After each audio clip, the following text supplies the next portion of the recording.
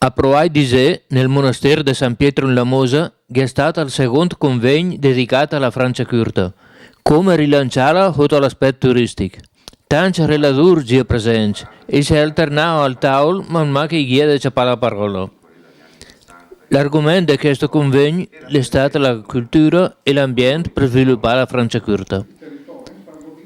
Apprezzato l'intervento di Massimo Casolari dello studio Agora, un modenese che ha gaito l'incarico di progettare un studio per vedere di rilanciare lo sviluppo della Francia corta e l'ha studiata sul posto per 6 mesi e alla fine lui stesso l'ha detto di scoprire tante potenzialità che neanche i residenti conoscevano, potenzialità che le farà da sviluppare. Ma le quali queste potenzialità? Innanzitutto, prima di elencare proprio le potenzialità dell'area, devo dire che la prima potenzialità non espressa della Francia corta è proprio il fatto di non essere un'area, nel senso che anch'io con sorpresa, portando avanti il piano delle strategie per analizzare il territorio, mi sono accorto che esiste solo il perimetro del Consorzio del Vino, quindi la vera Francia corta dei sindaci non esiste, e non esistendo questa, ecco che è la prima causa di tante opportunità che non riescono a esprimersi perché i comuni si muovono come tanti singoli interlocutori e non come area. Quindi la prima cosa da creare è proprio una vera area, un consorzio, un'unione dei comuni, che questo faciliterebbe l'avvicinamento di tante progettualità dal locale fino alla provincia, alla regione e anche al ministero, e stiamo pensando anche di creare un gruppo di progettazione europea perché anche l'Europa premia i territori di area vasta. Quindi la prima macroscopica scoperta è che la Francia corta non riesce a esprimere tante potenzialità perché non esiste un perimetro del territorio dei sindaci.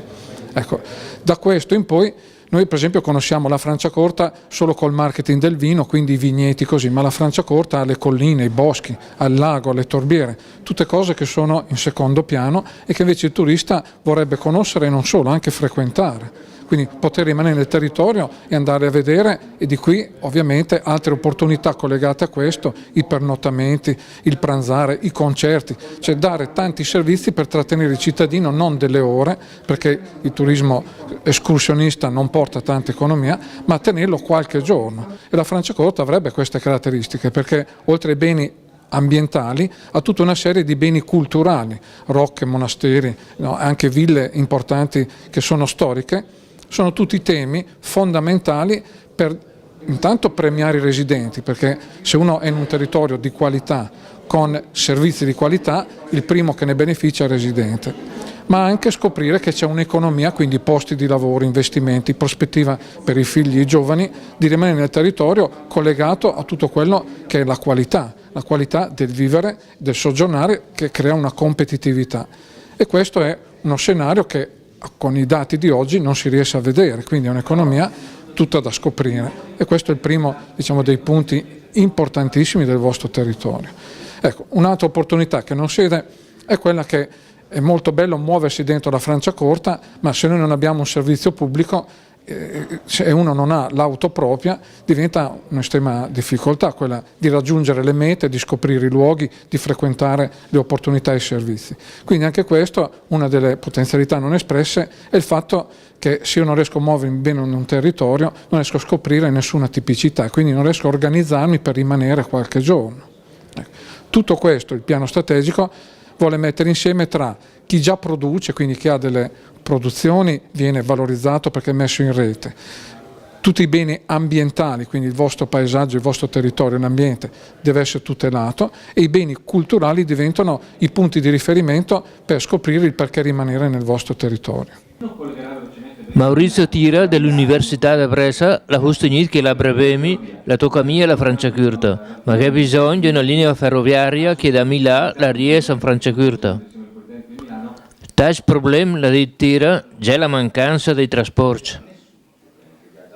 Damiano Di Semine, presidente della Lega Ambiente Lombardia, ha lamentato il fatto che la Francia curta ha gaito l'incremento di costruzione più alto della provincia di Brescia, che la porta via terre all'agricoltura, e l'ha raccomandata agli amministratori più attenzione che al fenomeno che. Gianni Lecchi, presidente del consorzio delle Torbiere, l'ha ribadito che metterà la attenzione a che ha mia un'urbanizzazione nel territorio del parco delle Torbiere, anche se la dice che sarà mia difficile perché la tutta aiva. Lecchi, arda che una volta che costruisce l'aiva e la mia dica che per mia ritornare. E parlato poi di incrementare il turismo religioso nei monasteri presenti in Franciacorta, ma a proposito la posizione della CEDA è una realtà già presente, quella del cosiddetto turismo religioso, e cioè persone che nella mobilità del mondo odierno e contemporaneo viaggiano e quindi vanno a visitare i luoghi del sacro, della sacralità, dell'esperienza spirituale, ecco, della Chiesa e dei cristiani. Sta di fatto che anche questo turismo, chiamiamolo così, del sacro, del religioso, ha delle regole, ha dei livelli diversificati. Il primo, quello più superficiale, che speriamo non possa cadere nel banale, è quello di un avvicinamento anche estetico, culturale, a quelle che sono le testimonianze dei beni culturali ecclesiastici. Ma ancor più, se questo turismo poi invita la persona a entrare più in profondità al significato, al senso di perché questi beni ecclesiastici esistono, sono stati edificati, sono stati pensati, realizzati, ora già passiamo a un secondo livello di cultura e di coscienza molto più efficace. Naturalmente c'è anche quel, non chiamiamolo turismo, ma quell'esperienza che usufruisce di questi luoghi, soprattutto se sono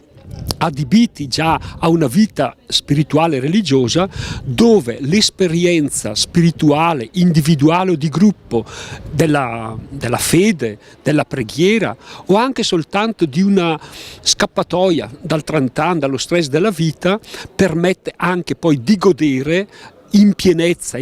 di significato i luoghi che noi cerchiamo di tutelare in questo momento. Anna Patrizia Ucci del Slow Food,